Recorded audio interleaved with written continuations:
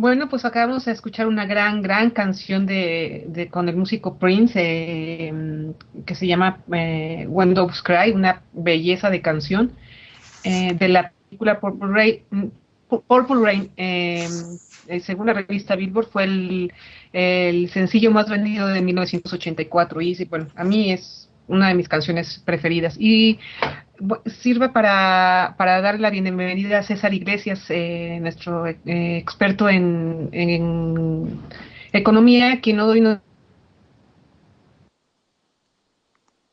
va a hablar sobre un sugestivo, la presencia de Rusia en América Latina, ¿no, César? Así es, Marta. Pues el día de hoy, quiero hablar sobre Rusia, hablaré también un poco sobre China, sobre lo que está pasando con la visita de Putin y Xi Jinping. Creo que es muy importante analizar esta semana, que es una semana estratégica, decisiva para América Latina. La visita de estos dos mandatorios no es poca cosa y tomé este tema a juego de la visita que acaba de hacer el Putin a la isla de Cuba, lo que acaba de realizar Argentina y Brasil. Creo que es una cosa que es importante verla, desmenuzarla y poder desde ahí comprenderla. Veamos, yo creo que lo que está sucediendo con Rusia en la región es algo muy interesante. Rusia ha apostado por generar un papel cada vez más preponderante ante el declive hegemónico del mundo unipolar que manejó Estados Unidos durante todo el siglo XX. Rusia está buscando de una u otra forma colarse en el escenario mundial a juego de lo que se vivió en la crisis del 2008. Creo que lo que tenemos con la crisis financiera, que está desembocando, como ya he mencionado muchas veces en este programa, en una crisis epocal, creo que lo que se jugó en la crisis financiera del 2008, al generar estos bonos basura por todo el mundo y una vez que estos bonos contaminados llegaron al mercado, pues que finalmente sostenían las economías, lo que generó es un efecto dominó en todas ellas que llevó a un proceso muy agresivo. La crisis financiera está aún todavía en pie y no está resuelta, ni tiene visos digamos, por resolverse. Creo que deberíamos de recordar justo con esta crisis financiera aquello que pasó en la crisis de la deuda de 1970. América Latina tiene que aprender una lección muy importante de esto. La crisis de la deuda de los 70 sirvió para generar transferencias de recursos desde la periferia hacia el centro. Lo que sucedió con el Fondo Monetario Internacional y con el Banco Mundial fue que se aprovecharon de la necesidad de los estados,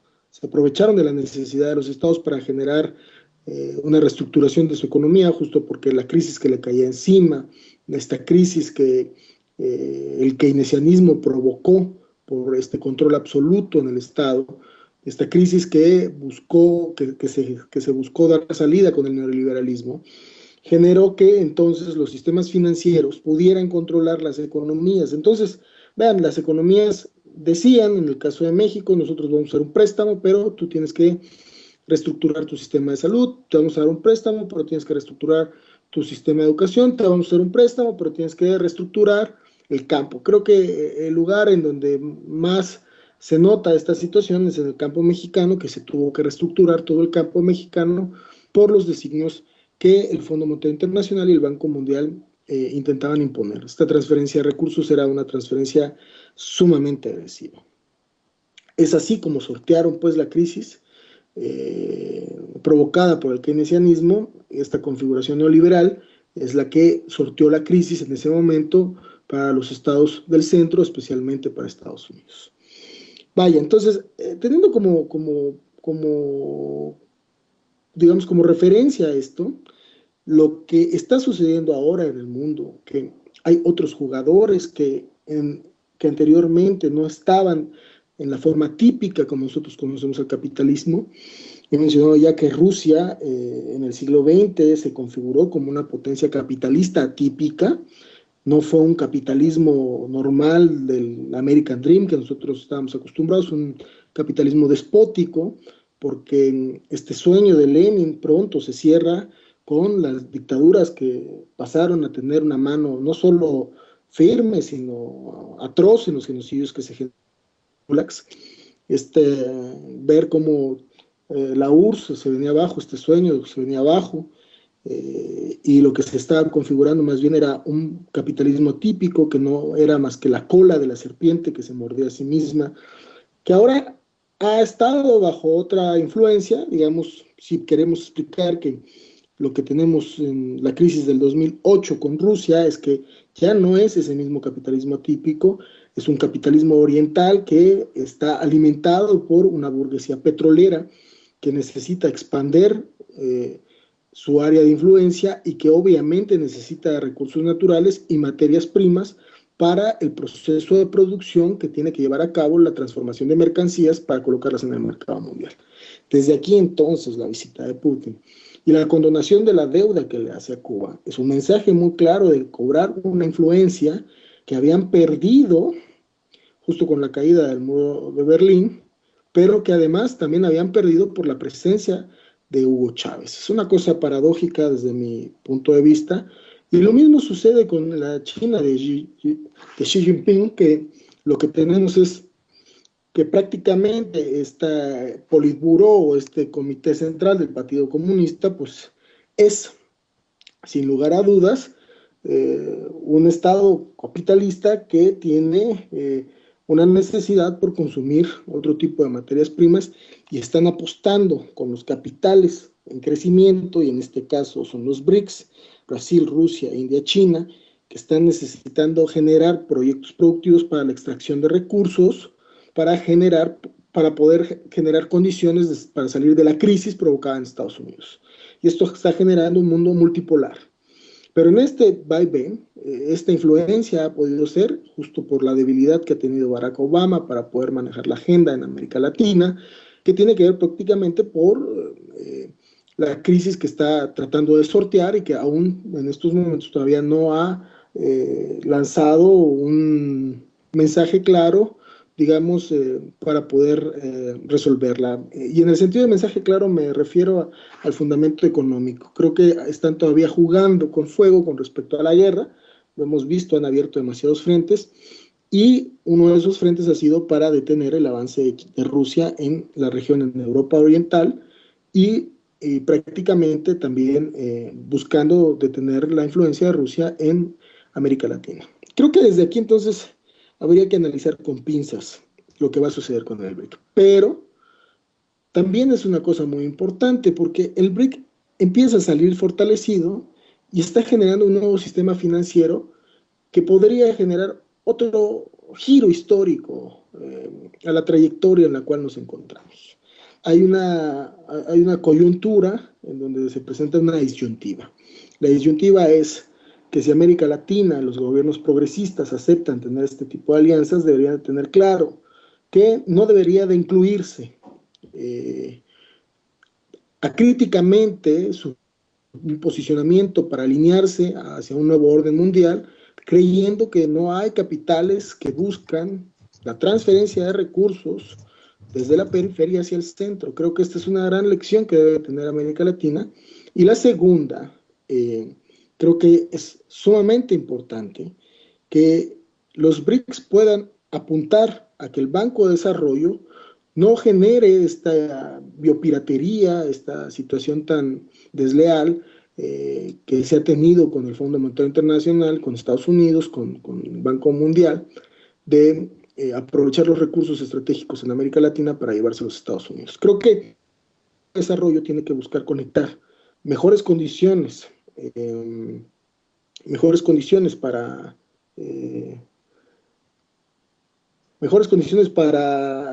los factores productivos abajo.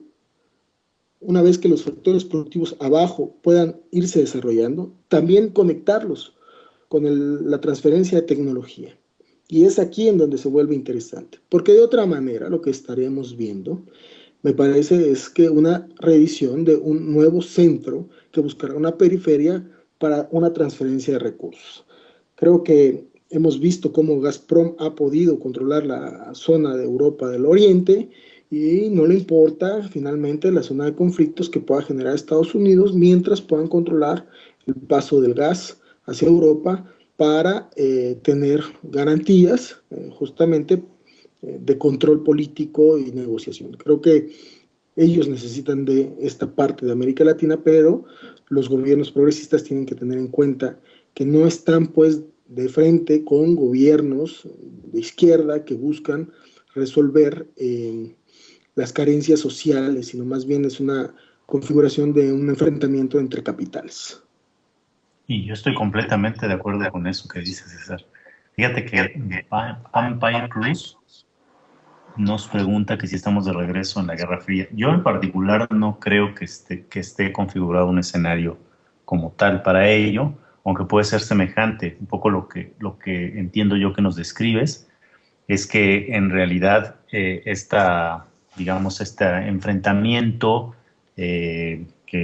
económico, digamos, que pudiera percibirse entre Rusia y en un momento dado Estados Unidos, como pudo haber sido antes, no puede darse en las mismas condiciones, y mucho más como decías hace un rato, porque Barack Obama, o bueno, las últimas administraciones estadounidenses no han tenido el impulso ni el talento de control que tuvieron en otros momentos de la historia, ¿no?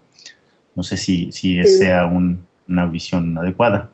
Bueno, creo que en los dos puntos que pones sobre la mesa, hay que generar una idea clara en este sentido sobre la Guerra Fría. Voy a recuperar una idea de Wallenstein. Wallenstein cree que la Guerra Fría fue una especie de minué en donde hay un pacto que se respeta, que finalmente cree que no hay pues un peligro de una guerra total, sino hay un pacto que delimita las regiones, y esto es una de las cosas de sus aportes, delimita las regiones de tal manera que las fronteras quedan respetadas justo al término de la Guerra Fría.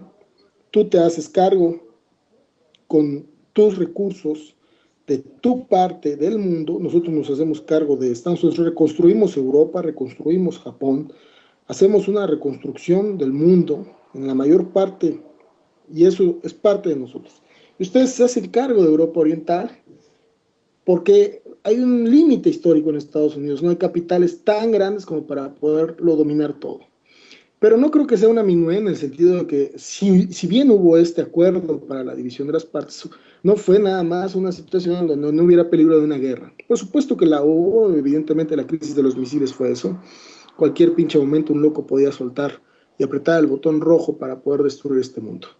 Y eso es lo grave. Creo que se están dando las configuraciones porque las bombas atómicas no se han ido de este planeta. Pero también hablando y precisando un poco más sobre lo que comento sobre Barack Obama. Si bien la administración de Barack Obama ha sufrido pues un revés en América Latina, hay un enfrentamiento muy complejo que se da al interior de América, en donde los capitales, digamos, que tradicionalmente se consideraban nacionalistas, están chocando con capitales que tienen intereses en todo el mundo. Y en la medida de eso, entonces los intereses de los capitales que han podido avanzar en todo el mundo están siendo más preponderantes. Entonces sí hay una influencia muy fuerte de esos capitales que guían la reacción de Estados Unidos con el mundo, y creo que eso es lo peligroso, y eso es a lo que se está enfrentando Putin, y lo está haciendo parado en petróleo. Y creo que habría que resaltar que necesitamos una imagen de contrapeso como lo fue Chávez, y creo que eso no está generándose en la región y que debería quedar más claro, más nítido. Creo que son primeros intentos, pero debería de haber un acercamiento mucho más cuidadoso en ese punto. Sí, desde luego que sí. Quizás ahora que mencionaste a Chávez, también está pensando en Lula da Silva, pero sí, por ahora no hay esa figura de contrapeso, y en efecto, bueno, pues desde mi perspectiva sí se corren estos riesgos de quedar embebidos por estos grandes capitales, en la esperanza incluso en esta, también como lo mencionaste, en este pues, aparente consolidación de un bloque de izquierda latinoamericano que viera por otro tipo de funcionamiento económico que fuera más de corte benéfico para la sociedad en su conjunto, pues estamos un poco desamparados por ahora, ¿no? Y desafortunadamente, en primerísimo lugar, o de los primeros lugares, en México, ¿no? No sé qué va a resultar de esto, pero por lo visto me pareció bastante atinado lo que nos has comentado a lo largo de tu análisis respecto a la visita de Putin en América Latina. Y pues la única esperanza es que reaccionen de manera mesurada, ¿no? Sí, no, yo creo que es importante y te lo vuelvo a repetir, Raúl. Creo que si finalmente se aprovecha el Banco de Desarrollo, se le puede quitar una influencia terrible al Fondo Monetario Internacional. No es casual que se haya visitado Argentina. Argentina es clave en este proceso. Los halcones, como lo mencioné la vez pasada, están buscando desestabilizar los pagos de Argentina para desestabilizar todo el sistema financiero y crear una crisis aún mayor, porque justo de la crisis es como estos sopilotes, estos halcones, buscan ir por los restos de los muertos y poder posicionarse. Entonces creo que Argentina tiene que avanzar en la construcción de un nuevo sistema financiero, es clave en este momento, sí lo tienen que hacer. El Banco de Desarrollo propuesto por los BRICS es indispensable, es fundamental para quitar la influencia de Estados Unidos en la región y poder colocar al mundo en otra perspectiva. Es indispensable la transferencia de tecnología.